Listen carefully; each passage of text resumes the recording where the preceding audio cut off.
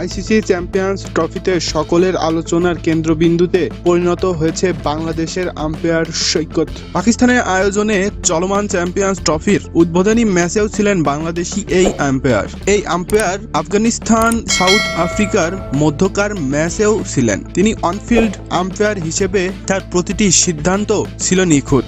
সৈকতের দেওয়া রান আউটের সিদ্ধান্ত পরে প্রযুক্তিও বলল সঠিক। খালি চোখে ব্যাটারের পজিশন ইঞ্চি মেপে রান আউটের সিদ্ধান্ত দিয়েছেন বাংলাদেশ এই আম্পায়ার। এরপর কাগিসো রাবাদাকে ঠিক এভাবে থামিয়েছেন। তিনি পরে কেন থামিয়েছেন কাগিসো রাবাদাকে সেটা বোঝা গেল নো বল করেছেন। প্রোটিয়া এই পেসার সৈকতের নো বল কল করার পর বিগ স্ক্রিনে দেখা গেল কাগিসো রাবাদার পা ক্রিজের অনেকটা বাহিরে ছিল। পরিষ্কার নো বল। প্রযুক্তি ব্যবহারের আগে এমন সব নিখুঁত সিদ্ধান্ত দিয়ে বিশ্বব্যাপীর কাছে প্রশংসায় ভাসছেন। কদিন আগে এলিট প্যানেলে যুক্ত হওয়া বাংলাদেশ এই আম্পায়ার সাকিব আল হাসান খেলা জুড়ে।